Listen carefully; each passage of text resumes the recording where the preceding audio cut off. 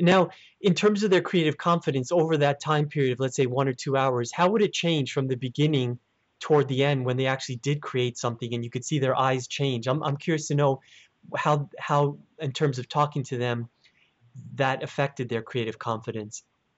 So one of the things that we saw in every single workshop was, students being conditioned to sort of get the answers, given to them when we would hand out supplies and say, okay, go like start creating what you're gonna make. They would come up and say, I don't know how to, make legs for my creature. How do I make legs? And he would say, well, I don't know, like, how do you think you should make legs? Like, what do you want to try out? Um, I don't know, pipe cleaners. They're like, okay, yeah, why don't you try that out? And they would go try it out, and maybe it wouldn't work out perfectly, and they would try paper clips instead. But there was that switch that happened where they were like, okay, I see how it is. You're not going to tell me how to do this. I'm going to have to figure it out by myself. And we found that in almost every single possible case that this happened, that they actually had answers inside their head, or as soon as they became willing to try things out for themselves and not feel afraid to experiment, they were able to come up with really, really ingenious solutions, most of which we hadn't even thought about ourselves. Now, in terms of how you set this up with the schools, you obviously made a journey across the country. How did this work, so that maybe schools who may listen to this in the future may be able to interact with you all? Did you contact the school, or you got schools to contact you? So the first couple schools we contacted, but the vast majority of the trips that we scheduled were actually schools contacting us. We have a online arranged visit form on our website, which is SparkTruck.org, and schools have just been, emailing us or filling out this form, and based on where we are, geographically and how much time we have in that spot, then that's how we schedule trips.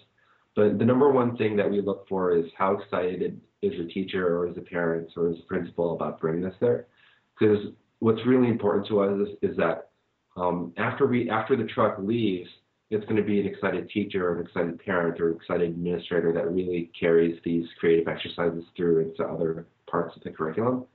So we want to we really value on the ground people that are stoked to sort of jazz things up and make things a little bit more open, a little bit more creative. Mm. And in terms of this year, what are your plans this year in terms of traveling across the country? Is there an agenda in terms of that?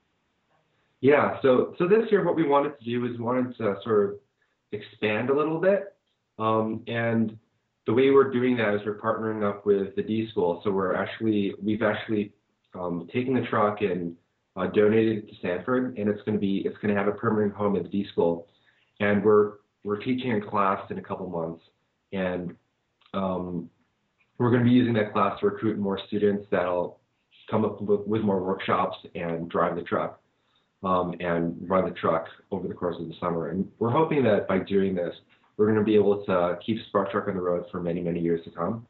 So as students get older and graduate, they can be replaced by younger students that are coming up with new and more interesting ideas to run with the truck on the road. That's a great idea. It's all about replication. What I can, in just what, when you said that, what flashed through my mind was a bunch of trucks, like almost like FedEx trucks, crossing the country. Yeah, that's definitely something that we would love. So we definitely have an interest from a lot of other states, a lot of other college campuses, and we're trying to see what works at Sanford this year. And when we figure that out, and as we figure that out, we're going to explore options to start expanding our fleet, because it's a really great experience for us and for the students, and we definitely see the demand for it.